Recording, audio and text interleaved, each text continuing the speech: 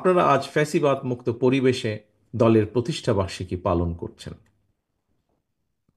পতিত পরাজিত বিতাড়িত ফ্যাসিবাদ যাতে আর কোনো রূপে কোনো ক্রমেই ফিরতে না পারে, তার পুনরুত্থান ঘটতে না পারে, এই সময় সেটিই হোক বাংলাদেশের পক্ষের প্রত্যেকটি গণতন্ত্রের পক্ষের প্রত্যেকটি রাজনৈতিক দলের লক্ষ্য।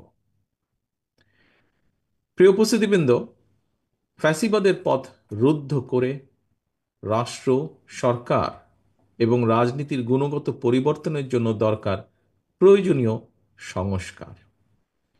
সময়ের প্রয়োজনে পুঁথিগত অর্থাৎ সাংবিধানিক কিংবা আইনগত সংস্কার এবং প্রায়োগিক সংস্কার উভয় প্রকারই সংস্কারের বিকল্প নেই।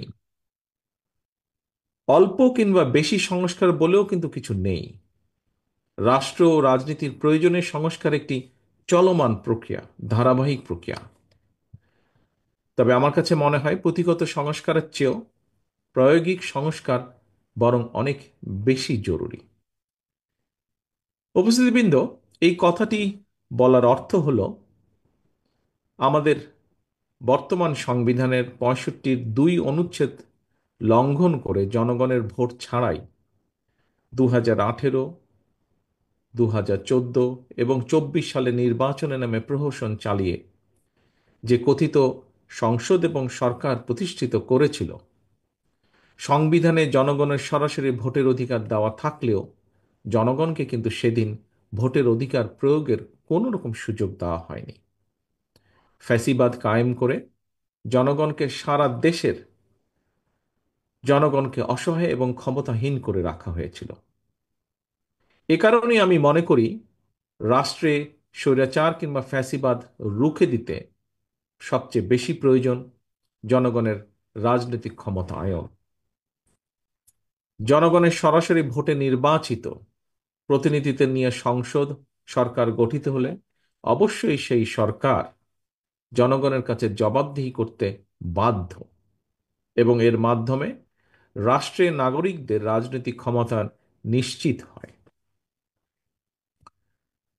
দেশে জনগণের রাজনৈতিক ক্ষমতা নিশ্চিত থাকলে সরকারের পক্ষে ফ্যাসিবাদী চরিত্র ধারণ করা সহজ হয় না।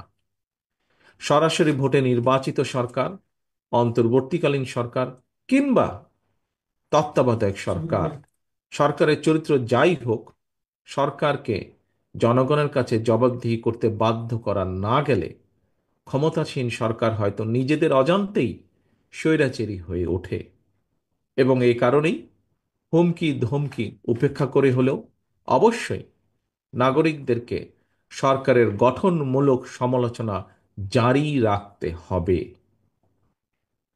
প্রিয় উপস্থিতিবৃন্দ, প্রতিটি নাগরিককে নিজেদের অধিকার প্রতিষ্ঠার দাবিতে সোচ্চার থাকতে হবে। দেশের জনগণ কিন্তু সরকারের করুণার পাত্র নয়। সরকার অবশ্যই জনগণের কথা শুনতে, জনগণের ন্যায্য দাবি মানতে বাধ্য। এখানে সরকারের মান অভিমান কিংবা রাগ বিরাগের কিন্তু কোনো সুযোগ নেই। প্রিয় উপস্থিতিবৃন্দ, আমি আগেও বলেছি, হাজারো শহীদদের রক্তের উপর প্রতিষ্ঠিত বর্তমান এই অন্তর্বর্তীকালীন সরকারের নৈতিক এবং রাজনৈতিক বৈধতার হয়তো সংকট নেই, তবে অবশ্যই এই সরকার জনগণের কাছে জবাবদিহিমূলক নয়।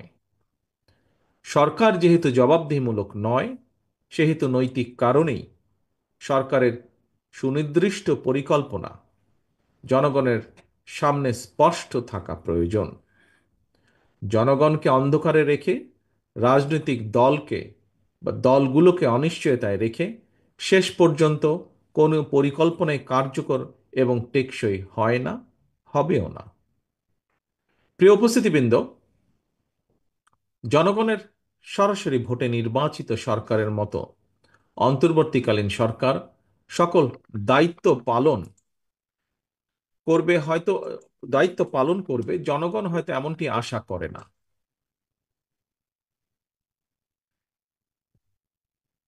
তারপরেও সরকারকে নিয়মমাফিক কিছু কাজ করতে হয়।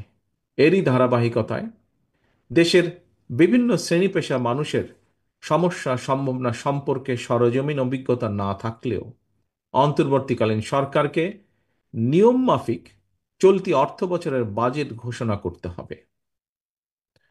অতীত অভিজ্ঞতায় দেখা গিয়েছে প্রতিটি বছর প্রতিটি বছর জাতীয় বাজেট বাস্তবায়নের ক্ষেত্রে ঘাটতি বাজেট হচ্ছে মূল প্রতিবন্ধকতা। বাজেট প্রণয়নের ক্ষেত্রে এনবিআর হয়তো সরাসরি কোনো ভূমিকা নেই, তবে রাজস্ব আদায়ের মাধ্যমে বাজেট বাস্তবায়নের ক্ষেত্রে এনবিআর এর ভূমিকা মুখ্য। এমন বাস্তবতায় বাজেট পাশের ঠিক আগ মুহূর্তে অন্তর্বর্তীকালীন সরকার হঠাৎ করেই এনবিআর এর সংস্কার চাপিয়ে দিয়ে রাজস্ব আদায়ের ক্ষেত্রে যে একটি অচল অবস্থা সৃষ্টি করেছে, এটি আমাদের অর্থনীতির জন্য কিন্তু খুব ভালো বিষয় নয়। এই ধরনের পরিস্থিতি মোকাবেলায় জবাবদিহিমূলক গণতান্ত্রিক সরকার সবচেয়ে বেশি কার্যকর ভূমিকা রাখতে পারে বলে সকলেই বিশ্বাস করেন, বিশেষ করে গণতান্ত্রিকামী জনগণ। বর্তমান অন্তর্বর্তীকালীন সরকারের যোগ্যতা অযোগ্যতা বিষয় নয়। দেশে স্থিতিশীল গণতান্ত্রিক সরকার না থাকায় একদিকে দেশি বিদেশি বিনিয়োগে স্থবিরতা নেমে এসেছে, অপরদিকে এক অনিশ্চিতকর রাজনৈতিক অর্থনৈতিক পরিস্থিতি নিয়ে বিভিন্ন শ্রেণী পেশার মানুষের মধ্যে একরকমের অস্থিরতা তৈরি হচ্ছে প্রায় প্রতিদিন। এ কারণেই জনগণ প্রতিদিন, আমরা দেখছি সমাজের বিভিন্ন শ্রেণী পেশার জনগণ প্রতিদিন বিভিন্ন দাবি দাওয়া নিয়ে রাজপথে নেমে আসছে। যদিও আনফর্চুনেটলি তাদের এই দাবি দাবা শোনার কেউ নেই এই মুহূর্তে। সম্মানিত সভাপতি, প্রিয় রাজনৈতিক সহকর্মী, ভাই ও বোনেরা, আমি একটি বিষয়ে গণতান্ত্রিক আমি জনগণের দৃষ্টি আকর্ষণ করতে চাই।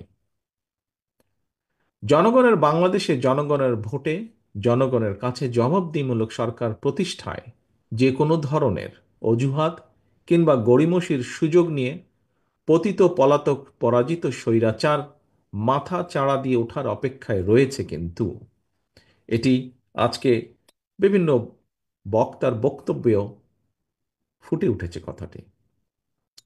তবে ফ্যাসিবাদ মুক্ত বাংলাদেশে জনগণের গণতান্ত্রিক অধিকার প্রতিষ্ঠার মাধ্যমে ফ্যাসিস্ট তাবেদার অপশক্তির পুনর্বাসনের পথরোধ করা সম্ভব।